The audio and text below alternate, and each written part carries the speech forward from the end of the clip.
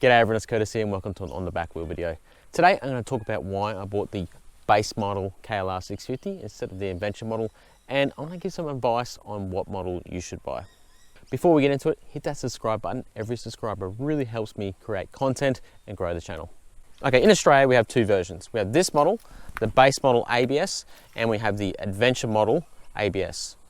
The difference between them is only $1,000 Australian, and in America I believe it's $1,000 too. In America you've also got the traveler model. We don't have that here in Australia. So why did I buy the base model? Well, probably the main reason is the color. I really like the tan color, or khaki, whatever you call it. It looks like it's straight out of the Gulf War, and I really like it. It looks like an adventure bike. It looks like the color an adventure bike should be. So I didn't really like the digital camo version that they got going on with the adventure. It looks good in person, but this looks much better in my opinion. So story time, what happened was when I decided I was going to get the KLR650, the dealer principal Will at Bowen Hills Kawasaki is like, well, which model you want to get? We have two models. I'm like, well, shit, I didn't think about that. And I spent a long time thinking about it. I spent a good few hours thinking about it. And I settled on the base model. Number one reason was because of the color. Number two is I had a really good look at it, and I just don't think I would have used most of the accessories that are on the adventure model. Don't get me wrong, the adventure model is fantastic value. $1,000 more and you're getting your lights, your panniers, and your 12 volt sockets and all that. It's really good value, and your engine protection. It's very good value. But then I looked at it and I thought, why am I buying the bike? Number one, I'm buying it because I want an adventure bike. You know, I wanted an adventure bike for a long time, so I went ahead and bought one. You know, this model came out, I thought it looked great.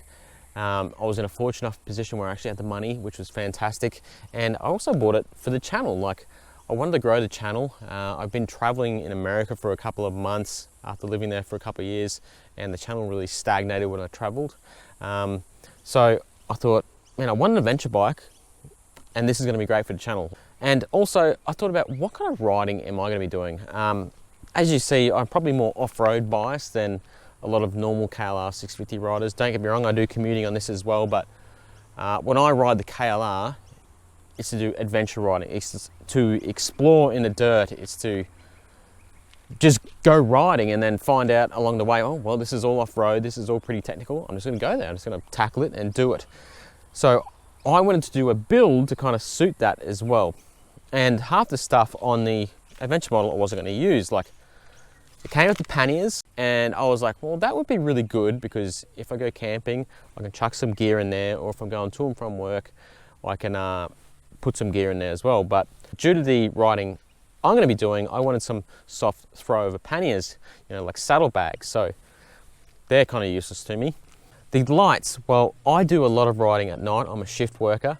So I was wary, you know, maybe those lights would be really good for me. But then I thought, you know, this light's really good. It's got an LED and, you know, it's more than adequate. Then I thought, well, maybe the bars on the lights would offer some crash protection. Then I looked at it in the shop and I'm like, well, they're not really going to, are they? They're kind of there just to hold the lights on. They're not going to offer any crash protection. So then I was like, oh, well, I don't really need them either. So already we're down the panniers and the lights, which are your two big ticket items on it. You know, for me, I didn't need a lot of the accessories. Plus the ones I wanted, I only really wanted the 12 volt socket because I'm just going to charge my phone up here and use it as a GPS unit. Once I get a mount, I'm just going to use that. And that $1,000 that I've saved by not buying the adventure version, I can put into mods that are really going to suit the style of riding I'm doing. So I've already put on my Pro Taper bars. Check out the video I did for that. I did the FMF system. I got that. That was $400 for a full system. I haven't installed the header pipe, so let's say $250 roughly for the pipe. I got some bark busters going to throw in a future video, and I put on this bash plate as well. There's another $100. So already I've spent about $500 on the bike, and yeah, it's a bit of a tough sell to the wife saying like, yeah, I want to spend an extra $500 on my $11,500 bike I just bought, where, you know, $10,500 is, you know, less of a pill to swallow per se. But yeah, they're the main reasons why I went with the base model. And also weight, The adventure model's a little bit heavier once you add in all your pannier racks and stuff like that, and your lights at the front and your engine protection. It does add a little bit of weight, and since I'm doing a lot more off-road riding, I thought I don't need that stuff and I don't need the added weight. So those are the reasons why I bought the base model. So which version should you buy?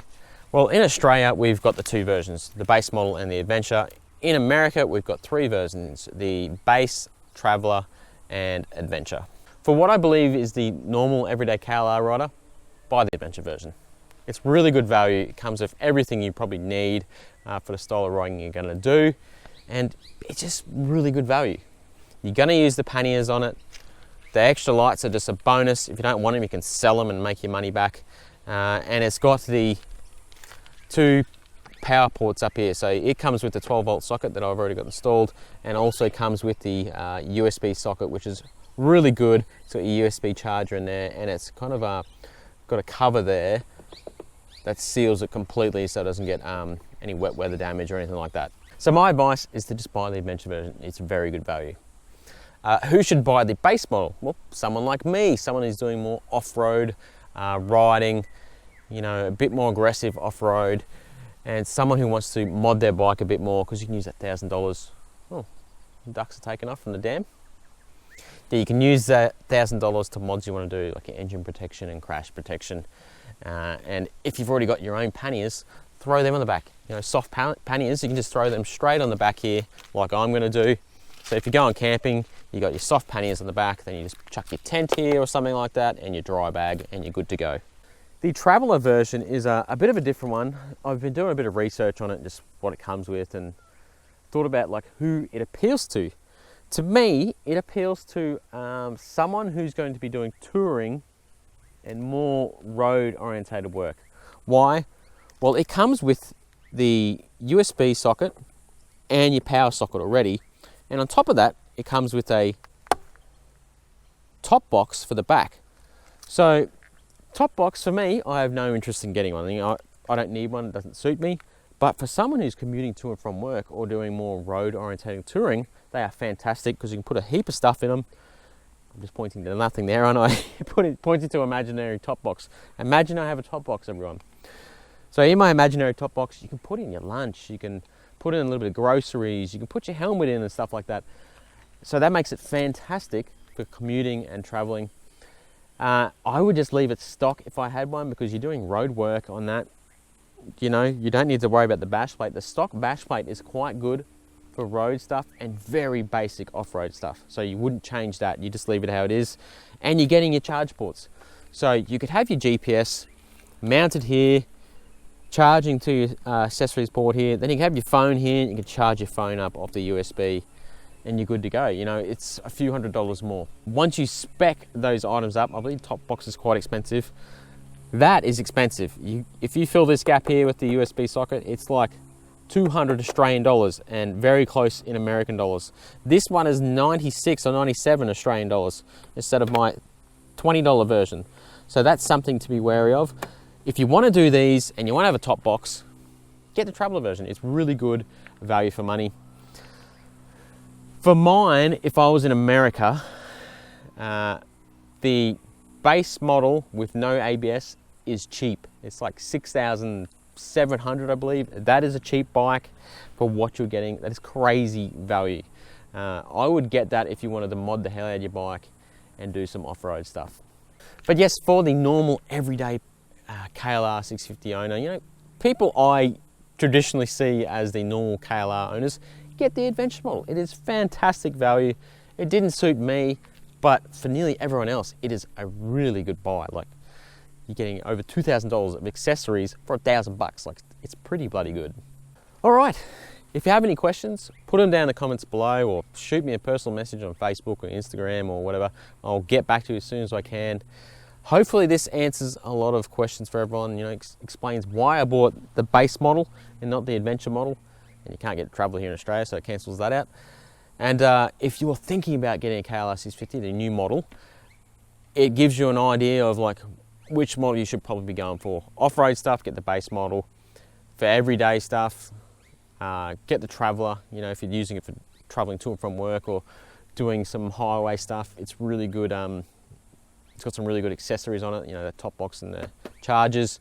But for most people, get the adventure model because of the value proposition. It's really good value. All right, that's it from me. If you like what I'm doing, hit that subscribe button. Every subscriber really helps and it helps me create more content on the KLR650. And also, the bigger I get, the more bikes I get and more stuff I get, more stuff I can review as well. All right, keep it on the back wheel, everyone. Catch you later.